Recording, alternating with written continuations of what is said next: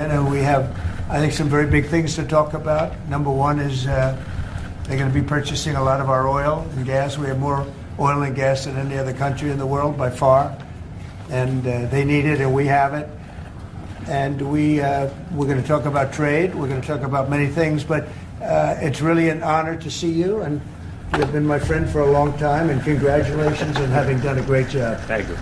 Thank you very much. अनंत जी, आपको मिलकर बहुत सम्मान और महसूस हो रहा है। मुझे बहुत खुशी कि आज फिर आप यहाँ पर आए हैं और हम पिछले 4 साल आपसे हमारी बात हुई है और हम उस रिश्ते को आगे बढ़ा रहे हैं जो 4 साल जो हमने पहले बढ़ाया है। और ये बहुत ही महत्वपूर्ण और रुचिकर समय आने वाला है हमारे साथ दोनों देशों के लिए।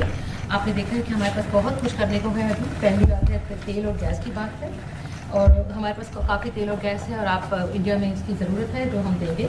बाद में बात आती है ट्रेड की, व्यापार की और इसके अलावा हमें बहुत खुशी है और बहुत ही हमारे लिए एक सम्मान की बात है कि मेरे एक मित्र आज वापस यहाँ आए हैं और उनसे मिलकर मुझे बहुत खुशी है।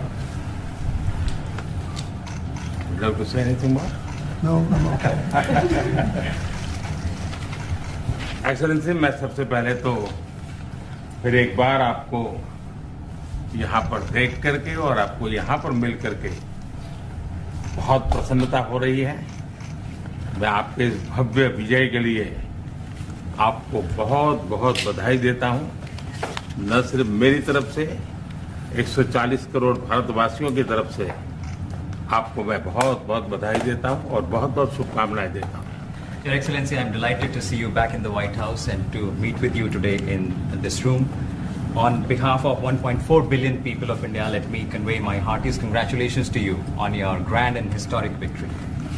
ये बहुत ही सुखद संयोग है कि भारत की जनता ने 60 साल के बाद किसी प्रधानमंत्री को तीसरी बार लगातार देश की सेवा करने का अवसर दिया है और मेरे लिए खुशी की बात है कि मुझे इस कार्यकाल में राष्ट्रपति ट्रंप के साथ फिर एक बार कार्य करने का अवसर मिला है। मैं कह सकता हूं कि राष्ट्रपति ट्रंप के पहले 4 वर्ष का मेरा जो अनुभव था, जो गर्मजोशी थी, जो उत्साह था, जो विश्वास था, वही गर्मजोशी, वही उत्साह, वही विश्वास के साथ हम फिर एक बार साथ मिलकर के आगे बढ़ेंगे।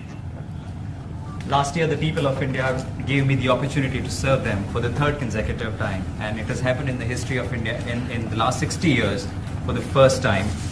And in this term, I will have an opportunity to work with you over the next 4 years, and it's a great pleasure to see the two coincide.